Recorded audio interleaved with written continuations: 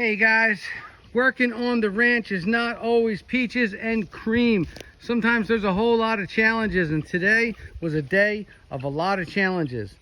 So what I wanted to do today was put the PVC across the top of the chicken coop so that the chickens, ducks, and turkeys could be safe and secure, and I won't have to worry about predators flying in or them flying out. The problem is I went and bought all this PVC, and as you can see on the left hand side here, it's angling the way it's supposed to angle, but on the right hand side it's not. And in fact, without that wood there, it was just falling all over the ground. So it was a whole lot of trial and error going on here, and finally I decided to bite the bullet and run out and make a manufactured beam on site. And I put in a full, what I like to call a country beam. It's just a beam with 45-degree angles that are used as supports so that it stays racked and it's not able to move, but it looks country style, right? So what I'm going to do now is I'm kind of tired because this beam was so big. This is a 40-foot beam.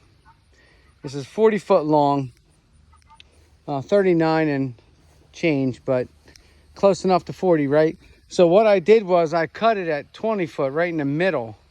I had to. It was just too heavy. There's no way we could pick this up.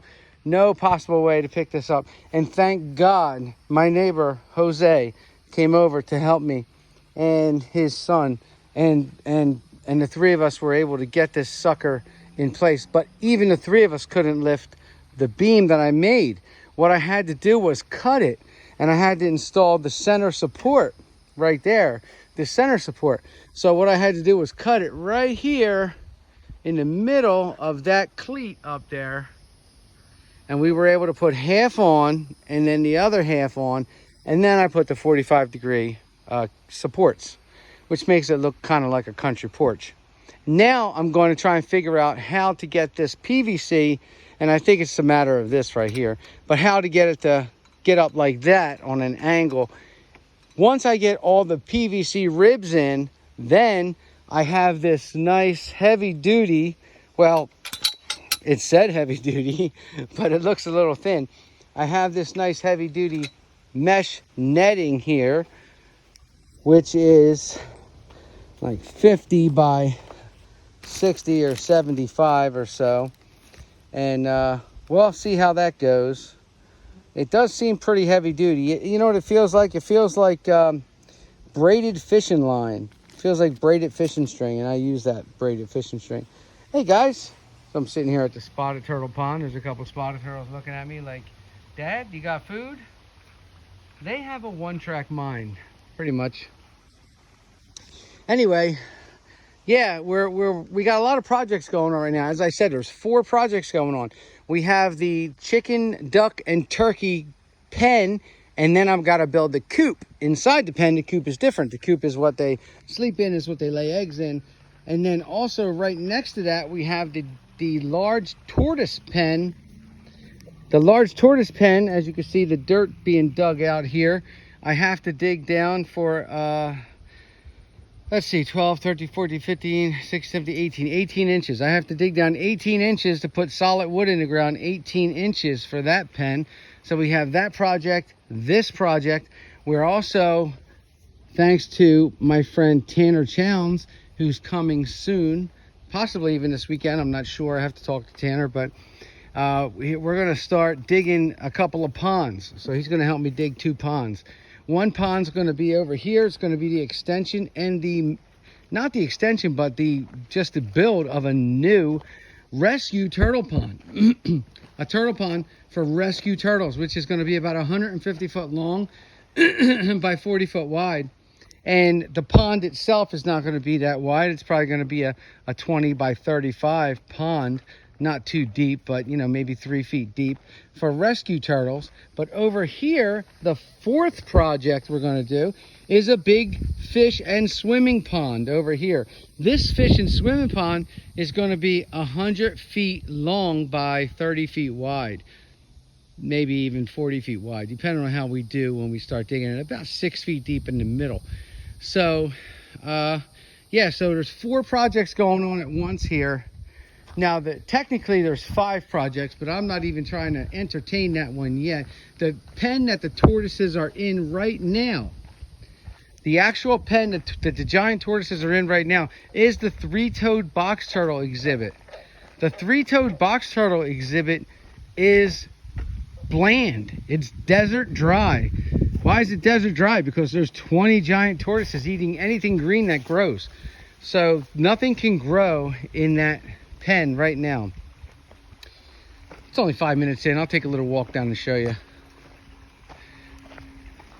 Yeah, so when you have 20 big tortoises that eat anything green, everything looks brown. See, this is the wood turtle exhibit right here, the North American wood turtle exhibit. They don't eat all their greens. They nibble on some greens, but they don't eat all their greens. Hey, little Blandings turtle, how are you? It's a beautiful Blandings turtle in the top overflow pond. Crystal clear water, plant filtration. There's baby fish in here. So what I want to do is I want to make the 3-toed box turtle exhibit look like the eastern box turtle exhibit. This is the eastern box turtle exhibit. Very, very heavily planted. A lot of hosta. Hostas are starving out right now. They'll be okay. They won't die. I keep watering them, but we had a heat wave, keep in mind, and some of the leaves got burnt up. But the hostas, the fancy grass, the hibiscus, the butterfly bushes, just to name a few things that are in here, okay, they are doing great. And I don't know how or why, but we're growing corn. We have corn, probably, I don't know. I threw some wild bird seed in here. Maybe there was some corn in there. But this is the tortoise pen right now. It looks like death warmed over. Not the tortoises. They're absolutely fine. Keep in mind, I feed them great. They're doing great. But the actual landscape looks like somebody who went to the moon. There's nothing up there. So I want to plant a whole bunch of different plants like I have in there. Fruit trees, hostas, butterfly bushes, you know, everything. Hibiscus, everything. So right now the only thing in here is Rosa Sharon over there, and that's because they can't reach the whole thing to kill the whole thing. Once these things move, this becomes the 5th project, which is planting this. Probably about $2,000 worth of plants. Come in here, boom, plant it up, and then put some good grapes, make an arbor between the two, and then grow grapes across, which is going to look really cool. Thought about growing grapevine right there on my Tortuga Ranch sign, but then nobody would see Tortuga Ranch, and I kind of like to look at it. But anyway, yeah, that's our project. So there's 4 solid projects going on right now, and then the 5th project, when I'm all done, if I have a couple of pennies to rub together, is going to be to plant the 3-toed box turtle exhibit. Never a dull moment on the ranch, folks. Never a dull moment. But thank you for spending a couple minutes with me. And yeah, we have pumpkin. Don't ask me why. I don't know why. Maybe I threw pumpkin in here. Who knows? It just grew. But I love it. I love when stuff just grows. Like this tomato plant. I probably threw tomatoes in. Box turtles love tomatoes, right? I threw tomatoes in, and now I'm growing a tomato plant. So, you know, some kind of seed took. Thanks, folks. Always appreciate you guys tuning in and watching a little bit of me.